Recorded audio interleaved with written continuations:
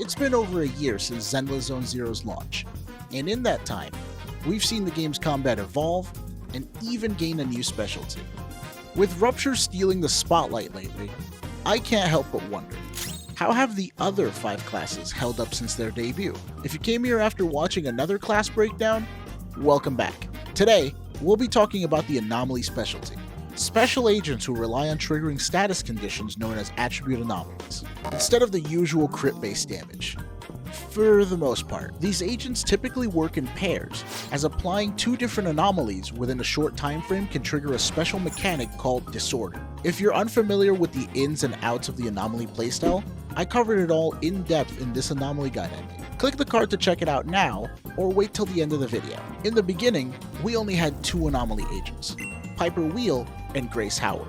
Over time, however, more agents were released to supplement this specialty, and in the 22 exclusive channels we've gotten, 6 of them were Anomaly, and 1 was a dedicated Anomaly support. Let's go through them all briefly.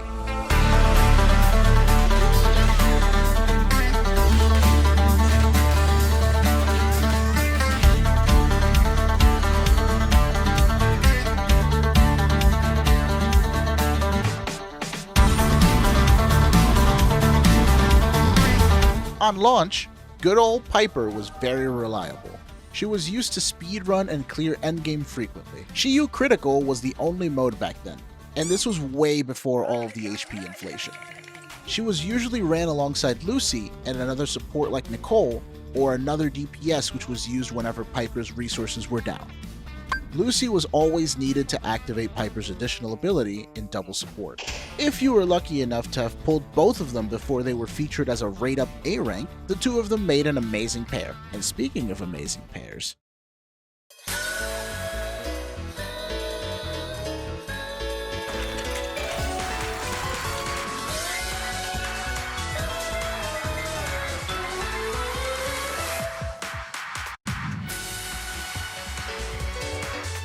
Grace is unfortunately the weaker link despite being the S rank. She could also be used in similar ways with double support, sporting Rena to extend shock and Nicole for grouping and further defense shredding, though in retrospect this may not have been the best given how defense ignore and pen ratio don't stack well. Some also opted to use Grace with Anton to enable Bro to do more damage since shock was more easily activated. Since then, I have to say, Piper's aged exceptionally well even now. And this is incredible considering the first premium Anomaly unit was supposed to be a direct upgrade to her.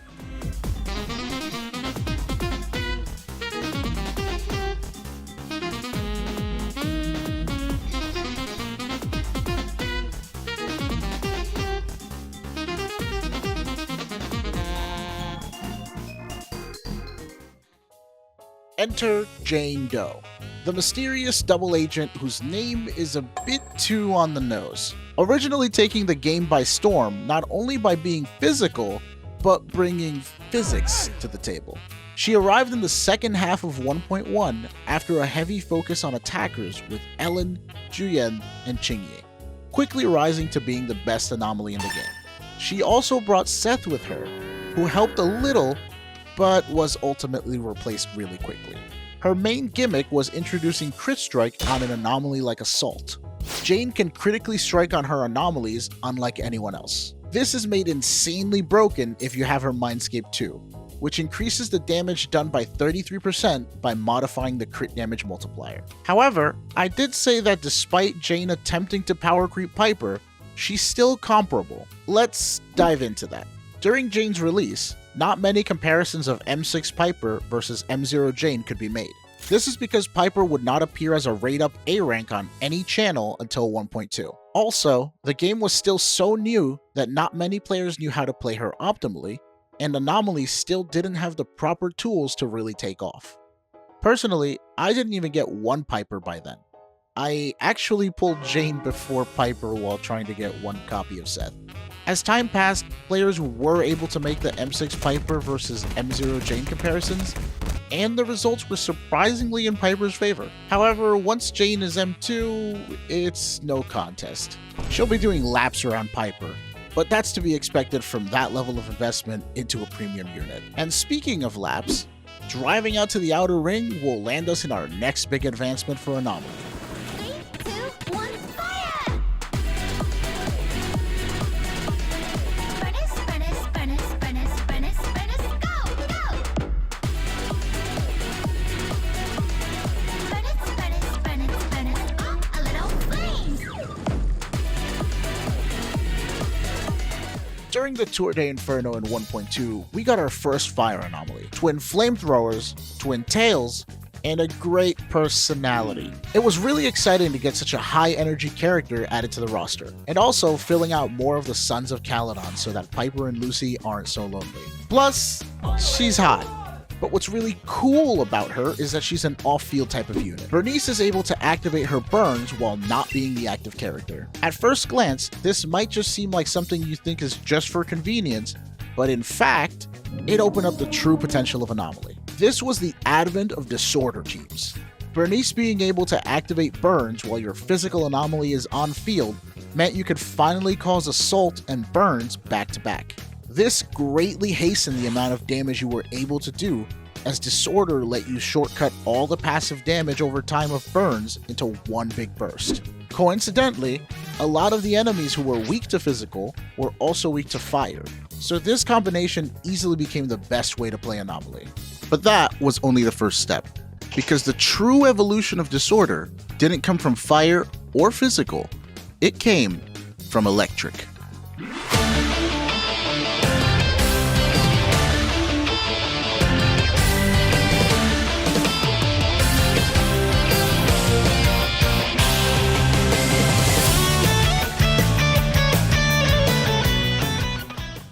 Version 1.3 gave Electric a much-needed upgrade with Tsukihiro Yanagi. Using her special Polarity Disorder mechanic, she's capable of inflicting disorders by herself.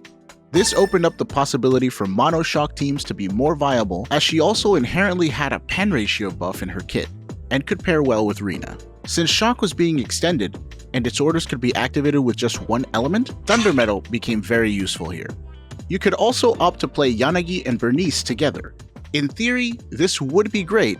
However, back then, electric and fire were usually opposite affinities on enemies. If an enemy was weak to electric, they'd resist fire, and vice versa.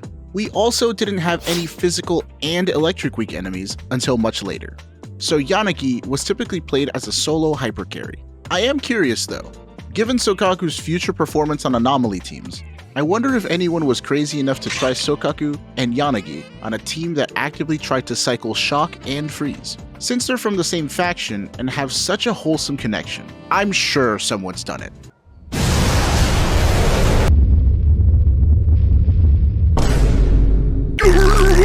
While Yanagi bent Disorder to her will, the next agent broke every rule Anomaly followed.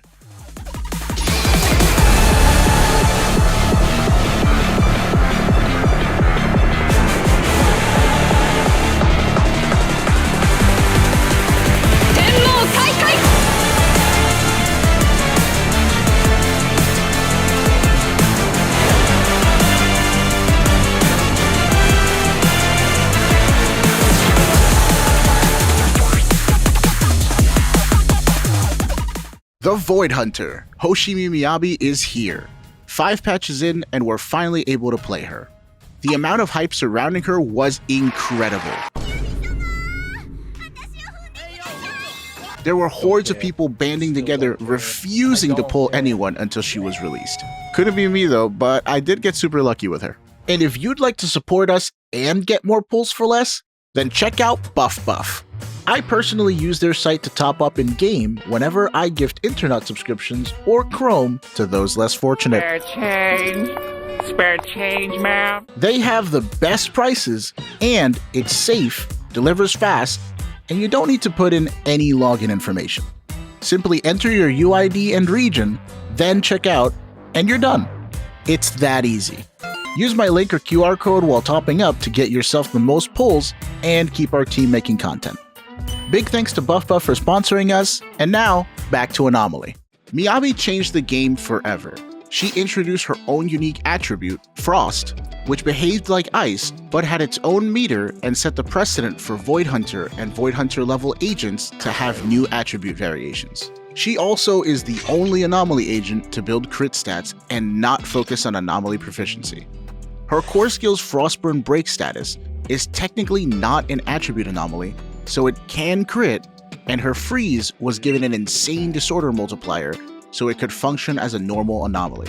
She literally shattered all the rules and was disgustingly broken.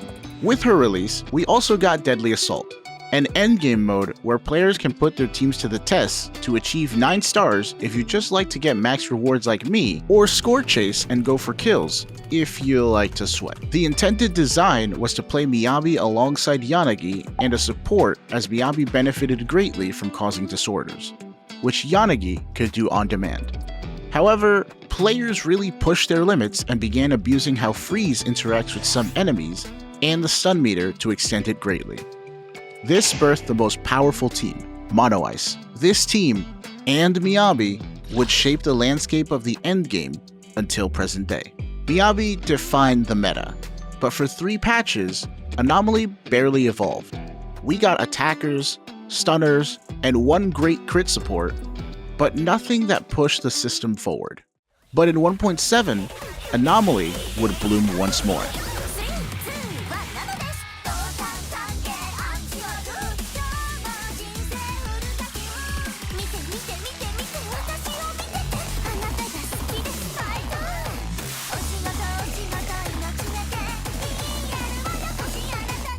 Our first Ether anomaly, Vivien, arrived with an aesthetic mechanic, off-field pressure, and an unhealthy amount of enthusiasm for Fate.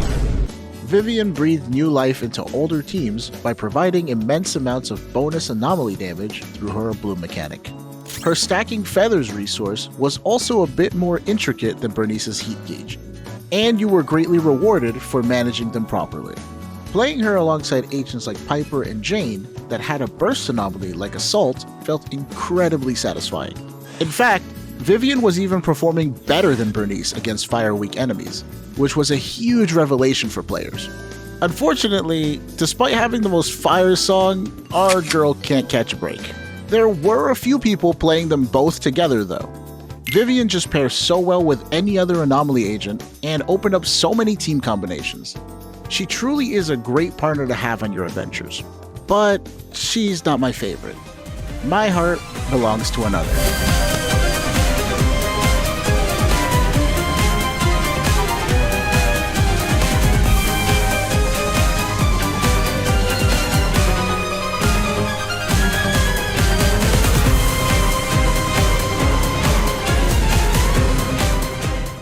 Alice Timefield, my wife, my inspiration, the best anomaly agent, period. Alice released during the second half of version 2.1, Zenless on Zero's Beach episode. She came right after Yuzuha, our first anomaly-focused premium support. This whole patch was a blast. Not only did they have such a compelling story and fun follow-up, but the agents on banner were also incredible.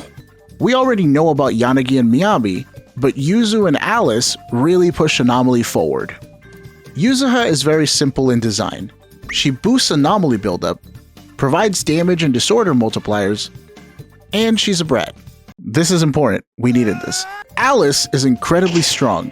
This Banui is similar to Miyabi, but has more interactions with other anomalies due to her special polarized assault.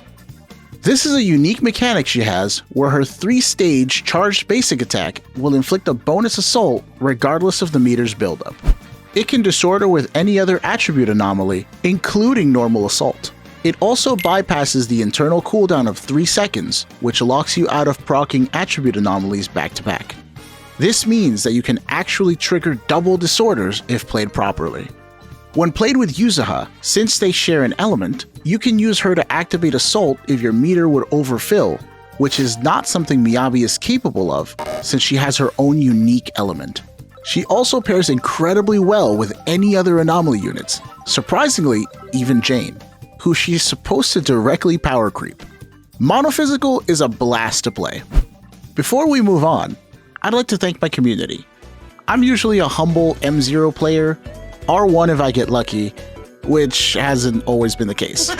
However, you guys have been with me for months at this point, and I guess my passion for the game, or Alice in particular, maybe resonated with some of you, and you all banded together to help fund my M6 Alice. Honestly, I never thought I'd have any Mindscapes on a premium, let alone M6. It's definitely a luxury, and I'm immensely grateful for the gesture. For those who don't know, I typically do challenge runs.